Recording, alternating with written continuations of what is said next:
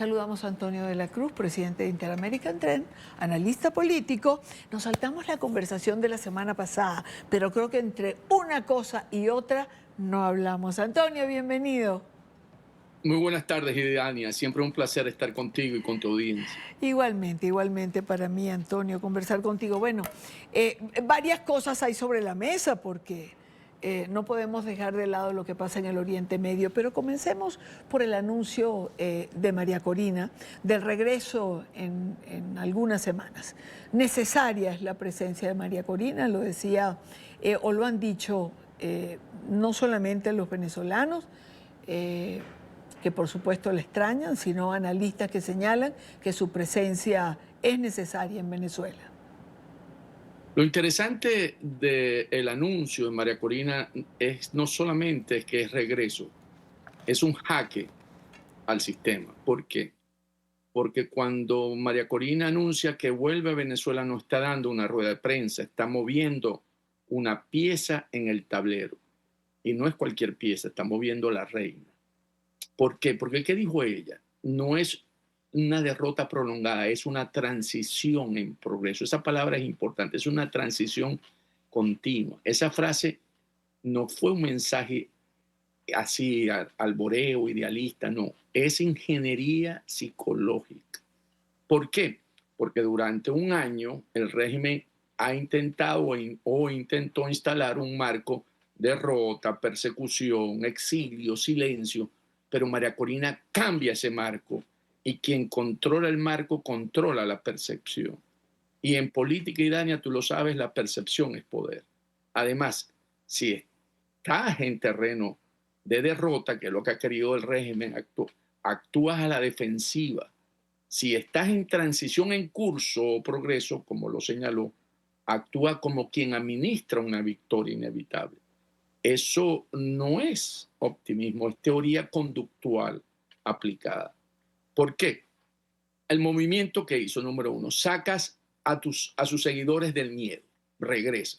Movimiento número dos, empujas al poder al pánico. Y un régimen en pánico es peligroso, por supuesto. Antes del anuncio, el escenario favorito de Delcy en el poder era congelar el tiempo. No veía las elecciones en corto plazo, 2 años, no una negociación real, una dilación eterna, el status quo administrado. ¿Y cuáles son esos escenarios? Con el anuncio, esa opción se encarece, porque si María Corina pisa suelo venezolano, como lo va a hacer, el mundo está mirando. Si la bloquean, el costo internacional aumenta, explota. Si la detienen, la narrativa cambia de inmediato. Esto es teoría de juego pura. Le quitas a Delcy como adversaria su jugada más cómoda. La obligas a elegir entre dos riesgos, negociar o escalar. Y cuando obligas a elegir al otro, ya cambiaste el equilibrio. Y aquí, Idania, es lo más importante. María Corina no tiene el control institucional, no manda en los cuarteles, no firma decreto, no controla ministerio y aún así mueve el tablero porque existe otro tipo de poder que no es la coerción que la que hoy existe en Venezuela, es la legitimidad con la que cuenta por el 28 de julio. Y hoy ese mapa político luce el gobierno, sí, o el régimen que está hoy en la transición, como lo queramos llamar, ¿verdad? Esa estructura, alto control, pero baja legitimidad, mientras que María Corina, con el mundo, alta legitimidad, bajo control. Y eso generalmente se traduce en un conflicto real. Porque lo que está haciendo María Corina no está tumbando una puerta, está forzando que el control y legitimidad coincida en el mismo cuadrante. Y cuando eso pasa, el sistema se ordena. Bueno, además de que retas al régimen, ¿no? Es decir, si tú quieres si realmente quieres una transición, una postura democrática, bueno, aquí estoy, ¿qué vas a hacer? Porque digamos que esa es la disyuntiva si María Corina pisa Venezuela, ¿no? Porque han dicho, no, si María Corina llega a Venezuela, tiene que rendir cuentas a la justicia, tiene que presentarse ante un tribunal. No lo va a hacer. Tú y yo sabemos que no lo va a hacer. Entonces se retará al régimen también. Por eso, y eso, Claro. y no está vendiendo una época, no está vendiendo revolución, María Corina, no está llamando a asaltar palacio, está hablando de transición ordenada. Y eso no es casual, porque aquí cuando la reduces, la épica, reduce la excusa para la represión por parte de él y su régimen. Cuando hablas de institucionalidad, elevas el costo de la violencia. Eso es diseño narrativo estratégico.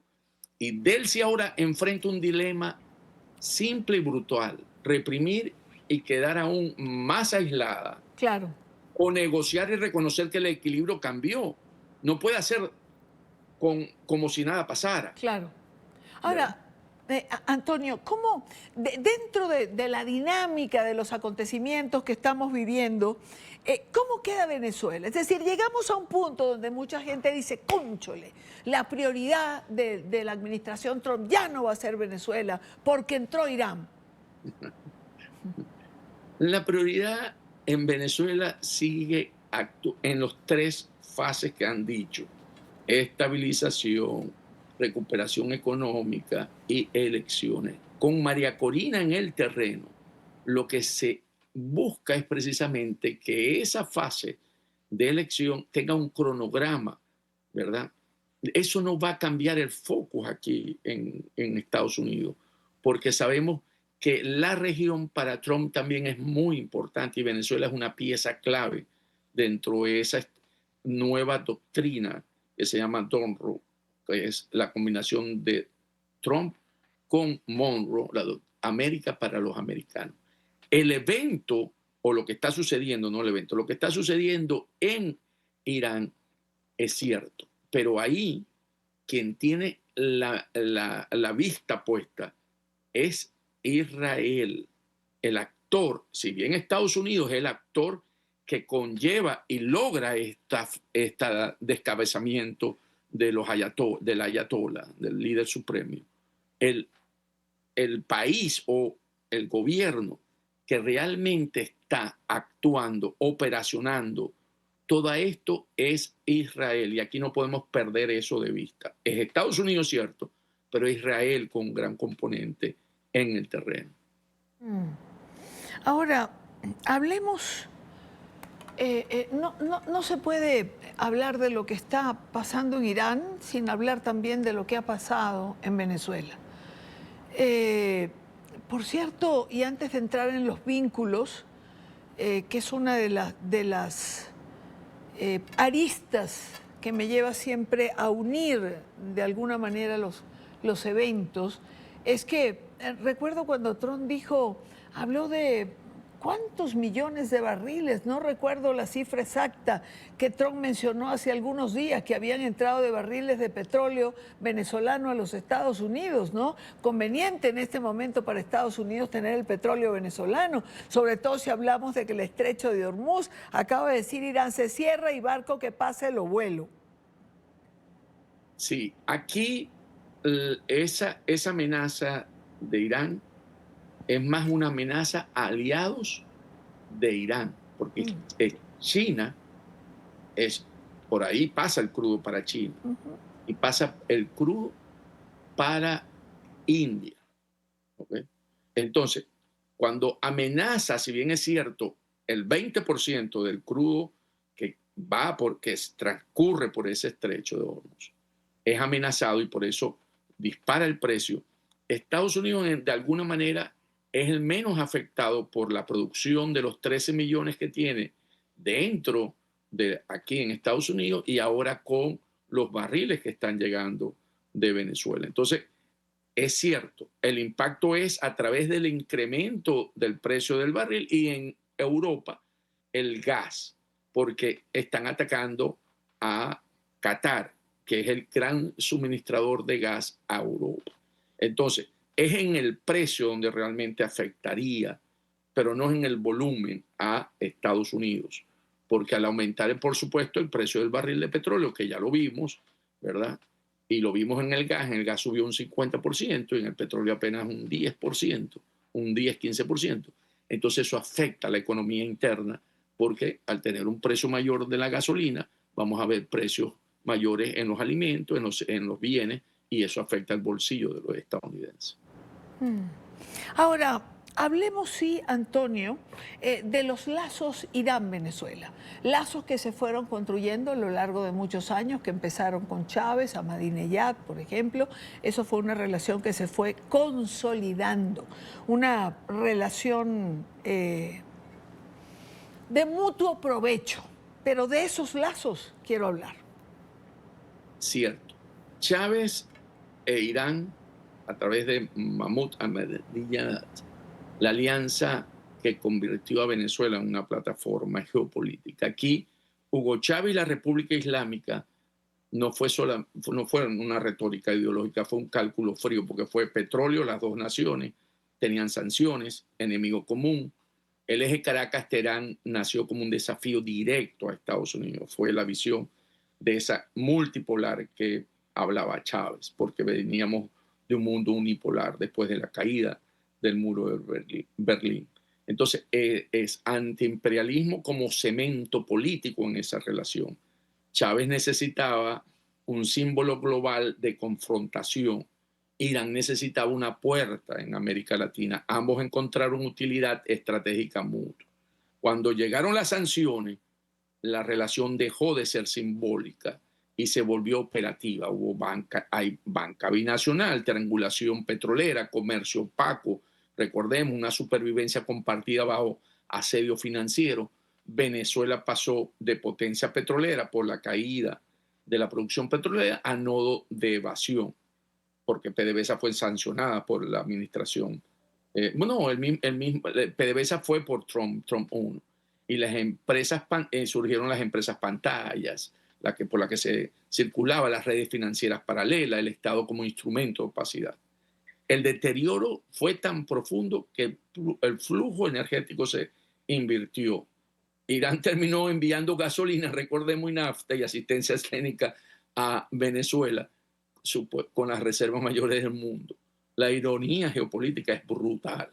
Y recordemos, aquí hay que resaltar algo en la que Chávez actuó, que fue en el programa nuclear iraní.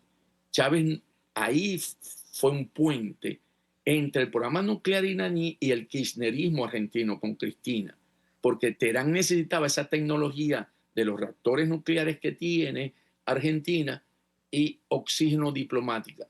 Y Chávez puso la red, Buenos Aires puso el silencio. Recordemos que Irán pedía tres grandes cosas: know-how nuclear argentino, la evasión de las sanciones que tenía impuestas por Estados Unidos por el programa nuclear, y neutralizar lo que ocurrió, muy conocido con el nombre de AMIA, por el atentado, ¿verdad?, por parte de elementos iraníes e Interpol. Entonces, ¿qué hizo Ahmadinejad ahí? Ofreció todo el dinero necesario para que eso funcionara. Y ahí actuó Chávez porque tenía posicionamiento. Recordemos los bonos argentinos que fueron comprados con petróleo. Le metió $10.000 a Néstor Kirchner cuando tenía un default con el Fondo Monetario Internacional. Y ahí básicamente se dio un memorando Argentina-Irán en 2013 y se establecieron, bueno, la Comisión de la Verdad por los hechos de la AMIA, pero eso no fue diplomacia. Entonces, esto no fue romanticismo bolivariano, fue poder duro, fue petróleo convertido en influencia, fue dinero convertido en silencio. Y aquí la gran conclusión de este proceso, de esas alianzas, cuando la ideología se mezcla con geopolítica nuclear, Claro. el costo no es retórico, es histórico. Evidentemente que no, pero en la última parte, ya a través de Irán también entra Hezbollah en Venezuela, Antonio, se le cede territorio, se mete en el comercio del oro, se abren unas rutas que nadie entendía, rutas que llevaban escasamente 3 o 4 pasajeros, de esta ruta que pues para muchos se usó para sacar el oro, para traer armas, etcétera, etcétera. Es cierto, es muy bueno el apunte, porque más que una relación que generalmente bilaterales que son comerciales en un sentido, los intereses, fue seguridad, porque como lo señala, hay informes regionales que advierten esa presencia de redes vinculadas a la Guardia Revolucionaria iraní, ¿verdad? Y Hezbollah, cuando Caracas se convierte en una plataforma de ese terrorismo islámico en el hemisferio. Y eso realmente, ese eje no solamente lo cubrirán, ahí se articuló con Rusia, con China y Cuba, un bloque de cooperación bajo sanciones y solidaridad entre regímenes aislados. Entonces, estamos viendo como ya Cuba también tiene un proceso de negociación, de una búsqueda de salida, e Irán, y se aísla a Rusia, China, porque Irán ha sido aliado de ellos dos. Recordemos que Irán, cuando los drones que están usando en la guerra con Ucrania, son facilitados por Irán. Y en esto que ocurrió, ¿verdad? No le hemos visto ninguna posición ni a Rusia ni a China. Y no la vimos tampoco en Venezuela. ¿Okay? Entonces esto es interesante. Vimos un memorándum, Antonio, que fue después borrado por Es el propio correcto, canciller. es correcto. Y entonces pues, lo que estamos observando es que el poder de los Estados Unidos está volviendo a marcar las relaciones internacionales geopolíticas, donde por ahora Rusia y China han decidido abstenerse.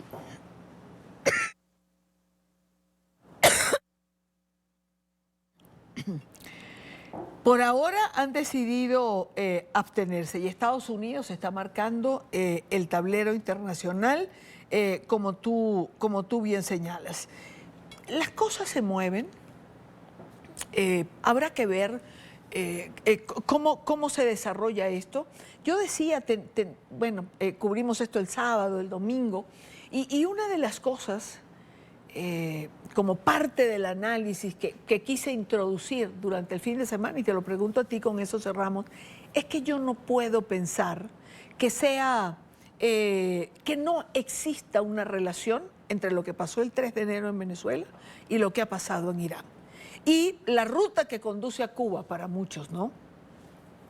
Sí, definitivamente la administración Trump, en esa visión geopolítica del mundo, donde defiende los valores de Occidente frente a esas amenazas de lo que significa Rusia, China, Irán, ¿verdad? Cuba, Venezuela en aquel momento, ha decidido enfrentarlas sin ningún temor. O sea, porque antes Estados Unidos en las administraciones anteriores, ¿verdad?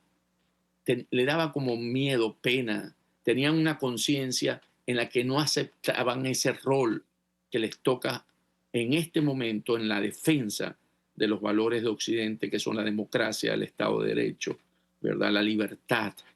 Y en eso esta administración, le guste o no a los demócratas, porque aquí hay un sentimiento anti-Trump por parte de los demócratas que están perdiendo el sentido de lo que es la geoestrategia que está buscando esta administración en términos de defensa de Occidente.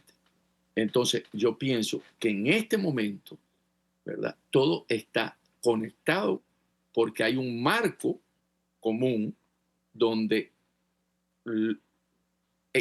Israel en el Medio Oriente es un elemento muy fuerte que marca, es el país que es democrático dentro del Medio Oriente y que marca muy fuerte con Estados Unidos.